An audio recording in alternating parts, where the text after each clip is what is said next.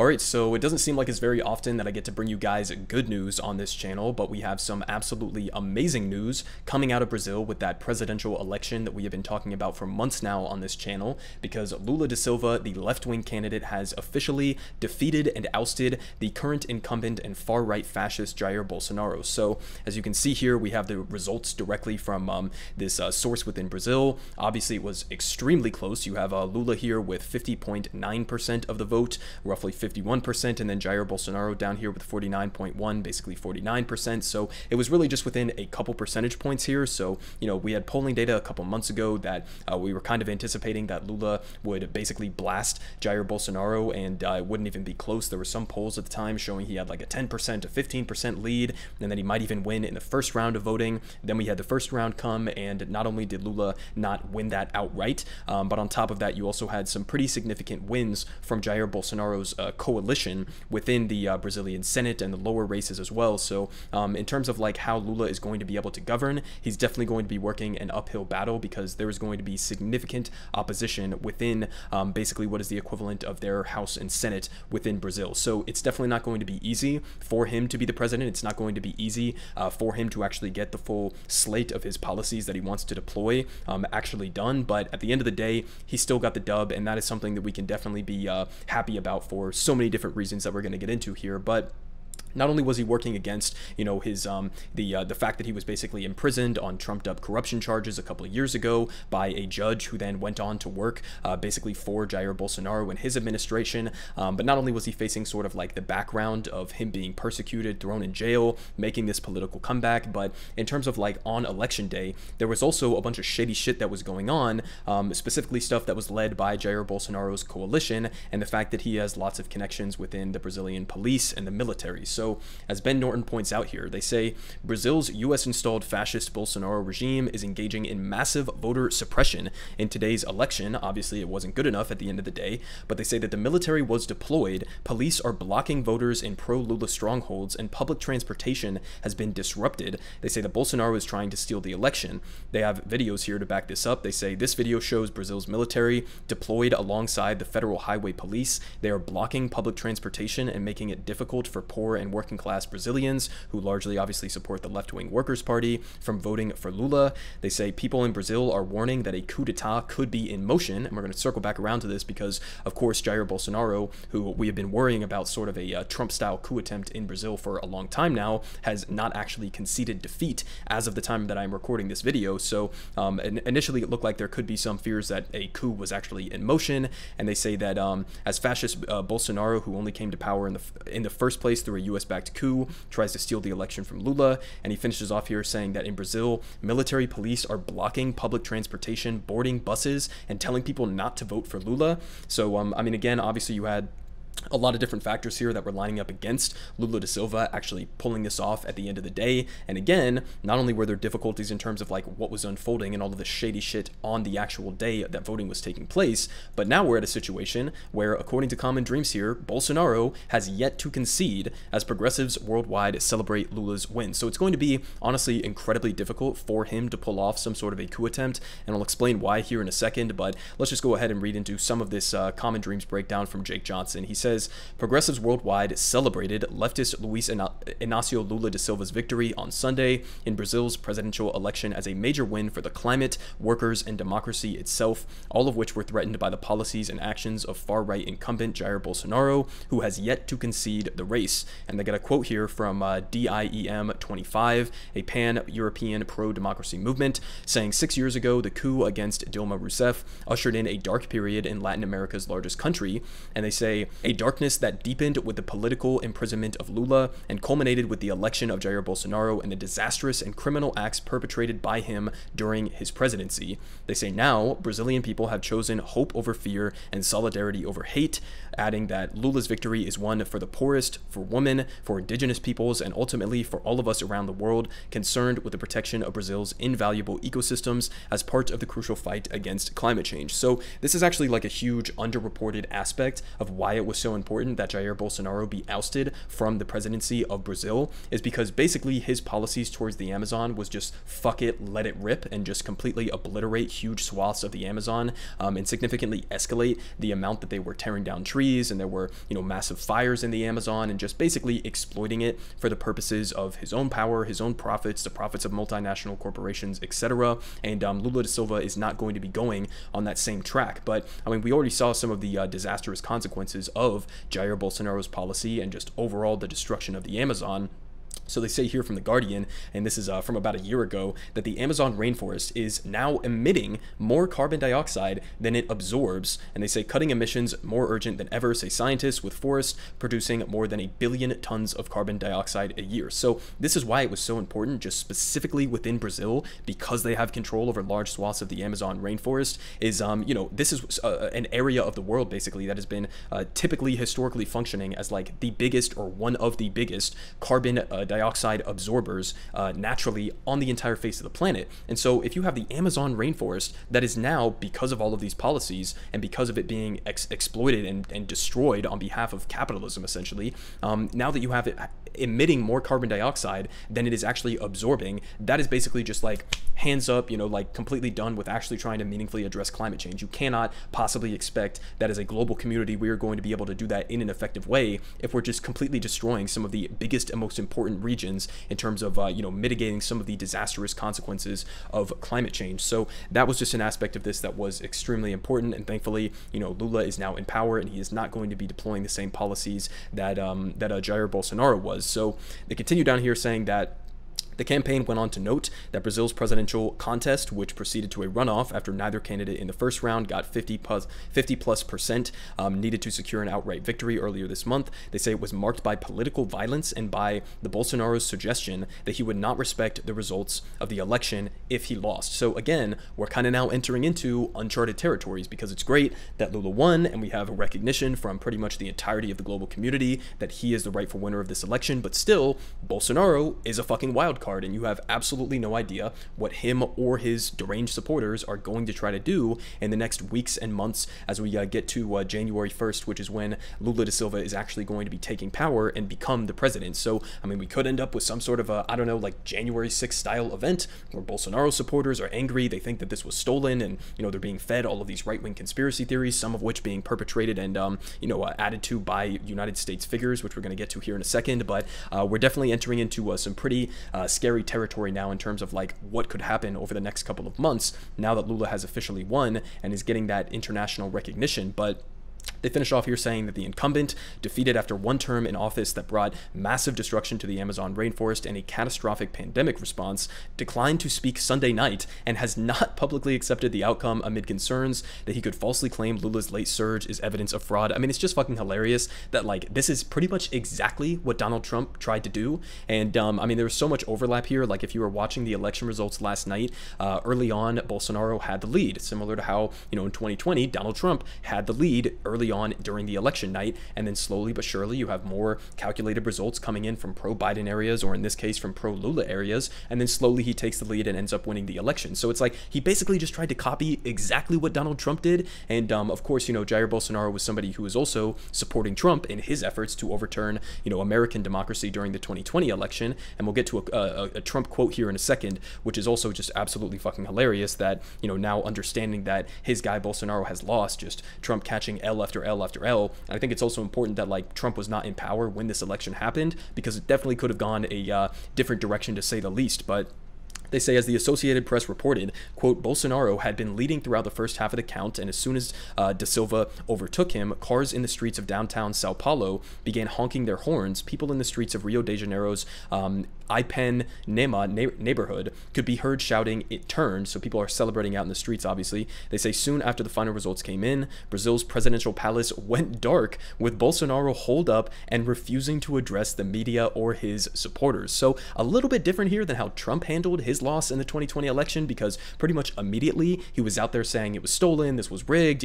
my supporters need to fight back against this, we need to do all of these legal challenges and stuff. We have not so far heard literally anything from Jair Bolsonaro. I mean, he straight up, like, according to the reporting that I've seen, like, basically went into his bedroom, refused to talk to even members of his own cabinet, and was basically just like crying in his bed, I guess, and just frustrated at what was going on. So in some sense, obviously it's still terrifying that we don't know what the fuck he's going to do. It's a massive wild card in terms of what his supporters are going to do in response to this, especially now that he hasn't conceded the election yet. But at the end of the day, it's also kind of fucking hilarious that, like, he's just coping and seething so hard that he had to literally remove himself from the public spotlight and, like, quite literally turn off the lights to the presidential palace because he was so in his feelings there. But they got a quote here from Lula to finish off from this article. They say, "So far, Bolsonaro has not called me to recognize my victory, and I don't know if he will call or if he will recognize my victory," he told supporters on Sunday. And the president-elect, who has vowed to prioritize the fight against hunger and poverty, added that today the only winner is the Brazilian people, and he is 100% correct. And I mean, if you listen to Lula da Silva throughout his history as the former president of Brazil, obviously, and just as a leader in terms of worker empowerment, he had his origins as a union leader and somebody who was fighting for organizing workers across Brazil. And just during his presidential administration, I mean, you saw massive gains in terms of reducing poverty within Brazil, in terms of supporting the poorest, most vulnerable people, in terms of trying to fight for indigenous rights, so many things across the board, tackling climate change, all of these things that just add up to the reality that, you have a guy like Jair Bolsonaro who, like, similar to Trump, is just, a fake right-wing populist who pretends like he cares about average working class people, but at the end of the day just serves multinational, corporate elites, basically. And then you have a guy, on the other hand, kind of similar to, like, Bernie Sanders, I guess, the Brazilian version of Bernie Sanders, who, like, actually has a demonstrated career track record of legitimately fighting and winning material gains for average working class people. And so it looks like they actually turned out and gave him the dub at the end of the day. So you absolutely love to see it. Now, we're going to move on to some of the responses from U.S. and international political leaders, because this was always going to be very important in terms of whether or not Jair Bolsonaro, if he wanted to try to pull some sort of a coup attempt, whether or not he would be able to be successful in that. So first of all, credit to Bernie Sanders, who was one of the people who was actually leading the charge within the United States Senate and tried to pass multiple different resolutions saying basically that if Jair Bolsonaro doesn't accept the results and he ends up losing to Lula, that the United States is not going to enable that regime. We're not going to work with that regime. We were going to respect the democratic will of the people in Brazil. So credit to him on that front for sort of like making people more aware of what was unfolding and like what the actual threats were. But this is what he had to say in response to Lula's victory. He says, "Today, the people of Brazil have voted for democracy, workers' rights, and environmental sanity. I congratulate Lula on his hard-fought victory and look forward to a strong and prosperous relationship between the United States and Brazil." We also had a take here from Jeremy Corbyn. He said, "Congratulations to Lula on winning Brazil's historic election. This is a victory for social justice, indigenous rights, and the future of humanity. The global struggle for equality, democracy, and peace goes on. Lula's triumph proves that together we can win." And he again is 100% correct. And not only did we get responses here pretty quickly from left-wing politicians like Corbyn and Sanders, but we also got a very quick response from the Joe Biden administration. And this is interesting for a number of different reasons here, but as Ryan Grimm points out, he says Biden very quickly out with a statement congratulating Lula, a signal to Brazilian elite to not try anything funny. He says, "A truly strange moment, the United States working against a potential right-wing coup in South America." So he went on and congratulated him, and honestly credit to Joe Biden for actually doing this. Now, it's funny for a number of different reasons. Number one, because if you just look at the history of U.S. CIA State Department involvement in Latin America, in South and Central America, throughout basically since World War II, we have always sided on the side of the far-right fascists trying to do coup attempts and trying to prevent a left-wing insurgency from being elected and taking power in these countries, even through democratic processes. So it's like, compare that to the track record of the United States, and now we have a guy in office, Joe Biden, who's also like a violent imperialist who has no problems interfering with democracies overseas and toppling left-wing governments. For sure, don't get me wrong, he's not some like, based international Marxist leader or something like that, but just the fact that we do have a president right now and that somebody like Joe Biden, with the track record that he has, the track record that the United States government has, is actually coming out. And as Ryan Grimm is pointing out there, this isn't just like rhetoric. This is actually pretty important, because if Jair Bolsonaro wanted to do a military coup or some sort of a takeover of the government there using force, he would kind of need the at least implicit backing of the United States. So the fact that we now have a president who is forcefully coming out here and basically giving the indication to the Brazilian corporate elite and to maybe members of the military who are Jair Bolsonaro allies and stuff like that, that we're not going to let that happen, right? We're actually acknowledging that Lula da Silva is the rightful president. He did win this election legitimately. So this is pretty important. And again, I just think it's funny that, like, again, as Ryan Grimm is pointing out here, that the United States for once is actually, siding against a far-right fascist takeover of a country to prevent a left-wing candidate from winning the election. So you'd love to see it on that front, and I guess credit to Joe Biden to some extent for doing the bare minimum on that. Now we get to some of the more ridiculous conservative responses to all of this. So this was from Donald Trump over on his own platform, Truth Social, and this is what he said on voting day. He says, "To the people of Brazil, this is your big day, and also a big day for the world. Your great and highly respected President Jair Bolsonaro needs you to get out and vote today so that your country can continue on its incredible path of success. Don't let the radical left lunatics and maniacs destroy Brazil like they have so many other countries. President Bolsonaro has done a fantastic job and has my complete and total endorsement and deserves your vote." Okay, so, I mean, first of all, I love how he just always randomly capitalizes fucking whatever words he feels like in any given sentence. But I mean, I guess this is a a day for the radical left lunatics and maniacs to rise up and celebrate, because we won. Take this massive L, Donald Trump. I mean, fuck off. I mean, this is somebody who was, previously been called the, Brazilian Donald Trump. Clearly, they have a little bit of a friendship going on here. Jair Bolsonaro was helpful in, perpetuating a lot of the conspiracies surrounding Donald Trump losing the election and then denying that he lost the election. So, of course, Trump was going to stand by him inevitably. But, take this fucking L and sit on it, Donald Trump. But now we move on to some even more deranged responses in the aftermath of this election. So here from Newsweek, they say Steve Bannon, who is basically like one of the most forefront proponents of like an international fascist coalition around the world right now. They say Steve Bannon says that Bolsonaro cannot concede as he rails against Biden and the CIA. So, I mean, I don't actually know the specific quotes here, but I mean, let's just go ahead and read some of this, because this has got to be fucking entertaining. They say Steve Bannon, the former White House strategist to Donald Trump, has called on the Brazilian president-elect, or Brazilian President Jair Bolsonaro, not to concede after he lost the presidential election. They say a far-right leader who has attracted support from a number of Trump allies, Bolsonaro became the first incumbent to lose re-election in Brazil after being narrowly defeated by Lula. They say after the results were declared, Bannon hosted a live stream on Getter alongside conservative activist and board member for Project Veritas, Matthew Tiermand, with both men pushing unsubstantiated claims that the election was rigged against Bolsonaro. Again, I mean, if you actually look at what was happening on the ground, seems more likely that they were trying to actually rig the election against Lula, and it just didn't really work to the extent that they wanted it to. But they say during the discussion, this guy suggested that the world of interconnected globalists starting in the Brazilian media will attack those on the right who claim the Brazilian election was stolen, which he himself has suggested would happen months before voting commenced. So you're already saying that it's going to be stolen even before the election is coming, and you don't know what the results are going to be. I mean, what if Bolsonaro had won this election outright? Would you still be saying that there was massive voter fraud and that it was stolen from him? I mean, it's just whatever. The cognitive dissonance here is very obviously on display, but they say that Bannon said that Bolsonaro cannot concede, while also taking swipes at President Joe Biden, the U.S. State Department, and the CIA, saying, screw Biden, screw the State Department, screw the CIA. So I guess he's just mad that the CIA didn't do an aggressive, like, coup attempt in favor of the far-right fascist candidate here. I mean, I guess, again, cope and see. That is pretty funny that we're in the situation that we are right now, where, the CIA and the State Department, at least to what we know right now, didn't really put their hands in this and isn't going to be aggressively supporting Bolsonaro. So take that L, Donald Trump, take that L, Steve Bannon, and take that L, CIA, I guess, from the perspective of Steve Bannon there. But I want to just go ahead and finish off with this clip here from Lula da Silva back when he was going to turn himself in for those false corruption charges, as pointed out here by Squirrel. And this guy is just an amazing politician. He's an amazing political speaker, and you're going to see why here, why so many people were inspired by him and felt a need to, support his movement in the way that they did in this recent election. So let's just go ahead and listen to what he had to say here, and then I'll finish off the video.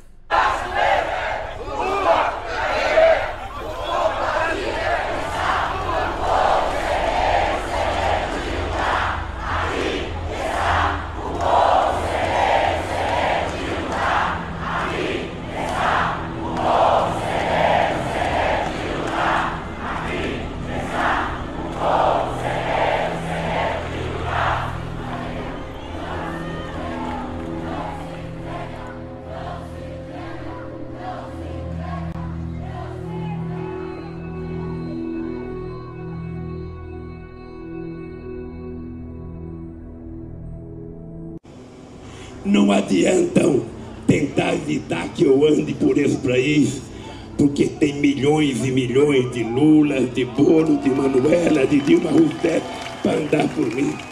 Não adianta tentar acabar, sabe, com as minhas ideias. Elas já estão pairando no ar e não tem como prendê-las. Não adianta tentar parar o meu sonho, porque quando eu parar de sonhar, eu sonharei pela cabeça de vocês e pelos donos de vocês. Não adianta achar que tudo vai parar o dia que o Lula tiver infarto. É bobagem, porque o meu coração baterá pelo coração de vocês, e são milhões de corações. Os poderosos podem matar uma, duas ou três rosas, mas jamais conseguirão deter a chegada da primavera, e a nossa luta é em busca da primavera.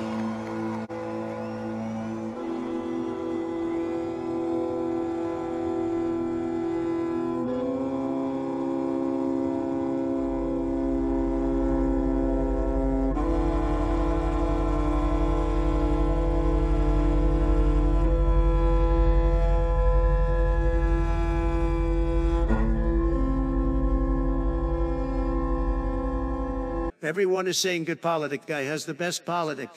Believe me, no one does it like him.